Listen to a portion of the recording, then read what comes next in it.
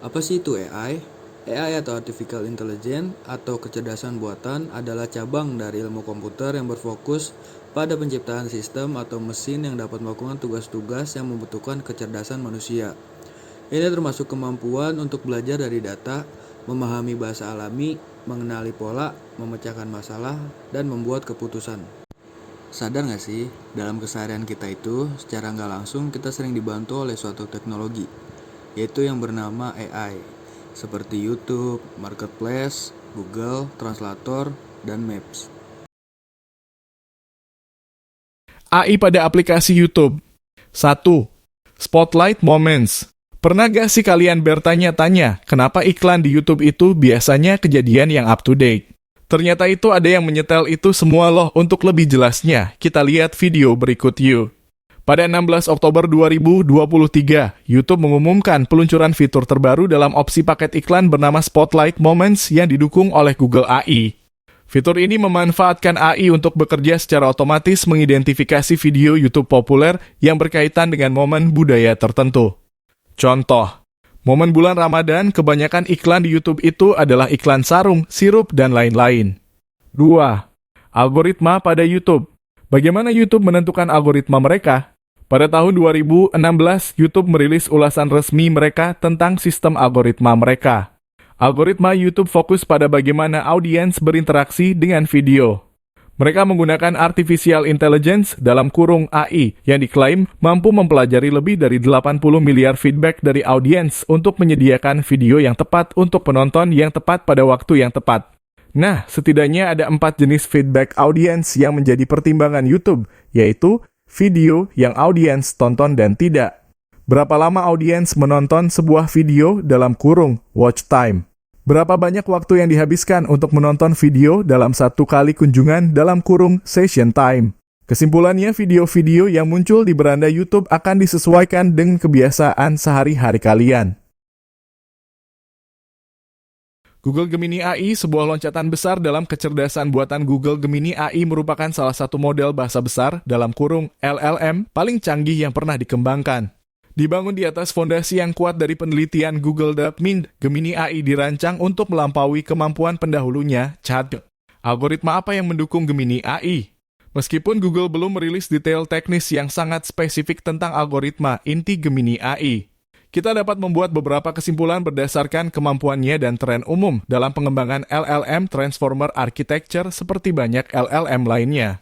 Gemini AI kemungkinan besar menggunakan arsitektur Transformer. Arsitektur ini memungkinkan model untuk memproses dan memahami hubungan antara kata-kata dalam suatu kalimat secara paralel sehingga meningkatkan efisiensi dan akurasi.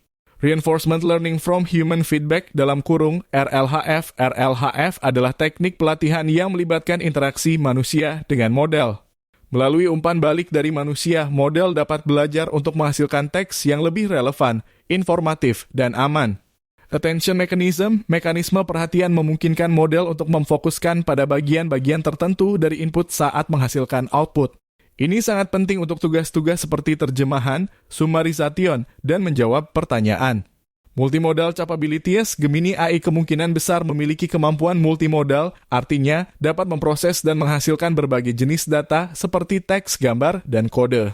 Ini memungkinkan model untuk menyelesaikan tugas yang lebih kompleks dan kreatif.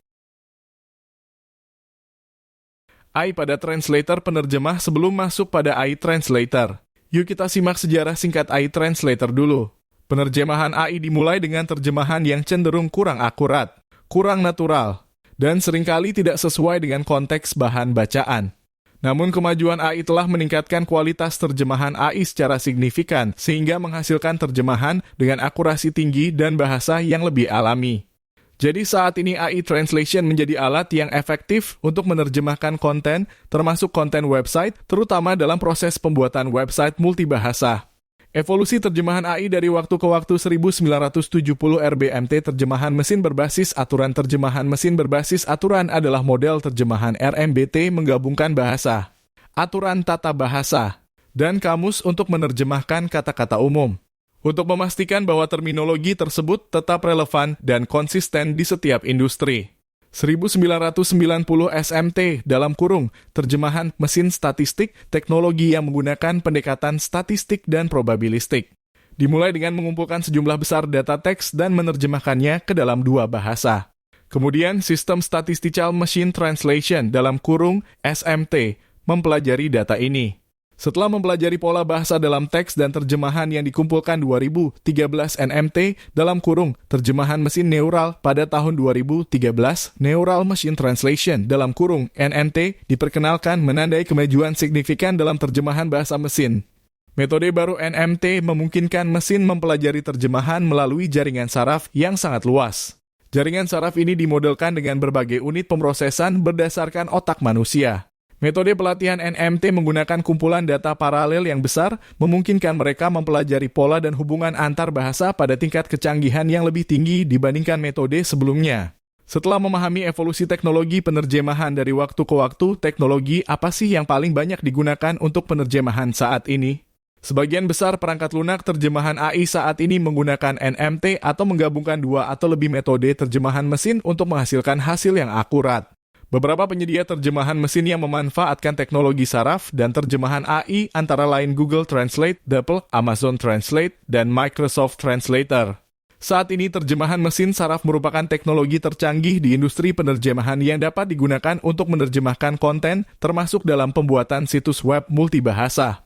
Aplikasi penerjemah dapat menjadi alat yang sangat bermanfaat untuk membantu kamu mengerjakan tugas bahasa asing.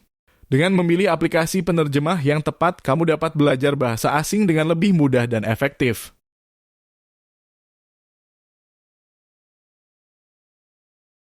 Oke, lalu di sini ada kegunaan AI dalam aplikasi peta, atau yang lebih akrab kita sebut itu sebagai Maps.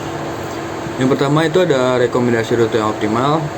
Ya, ini memungkinkan aplikasi peta memberikan rute yang optimal, seperti yang pertama itu ada kondisi lalu lintas. Ya, ini menganalisis data dari perangkat pengguna untuk mengidentifikasi adanya kemacetan, kecelakaan, ataupun adanya perbaikan jalan.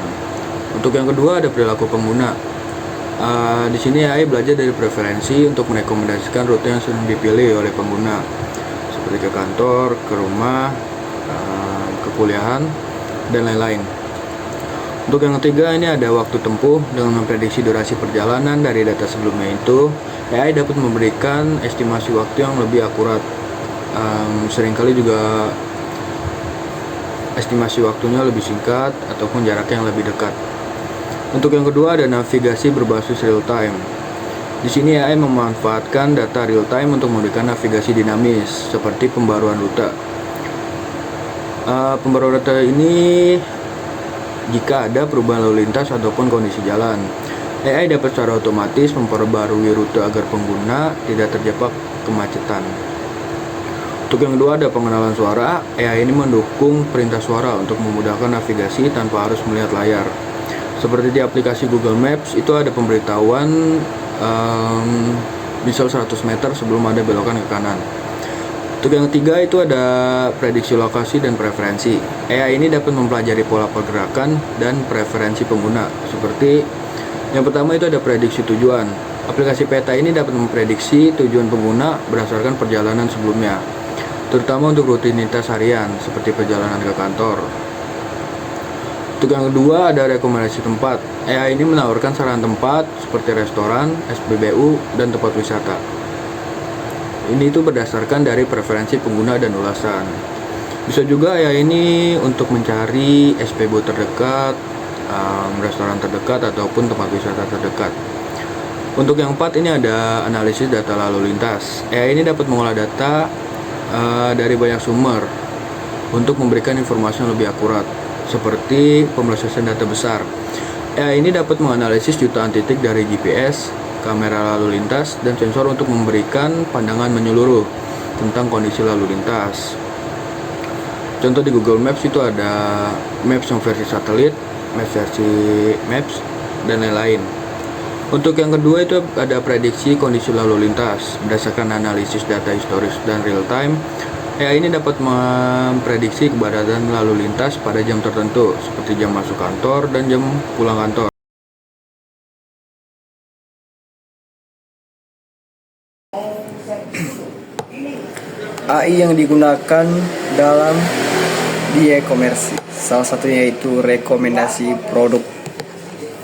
Ada beberapa jenis rekomendasi produk, yaitu salah satunya rekomendasi Jacket Transparent Tailor Brands.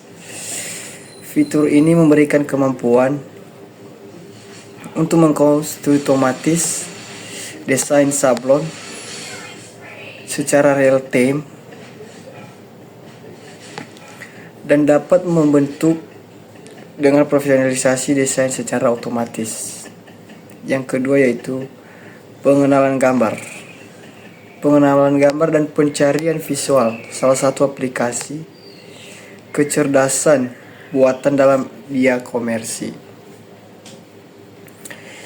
yang memungkinkan pengguna untuk mencari produk berdasarkan gambar dan juga dengan jenis barang yang kita lihat, apa yang kita pengen beli. Salah satunya yaitu topi, tas, baju, sandal,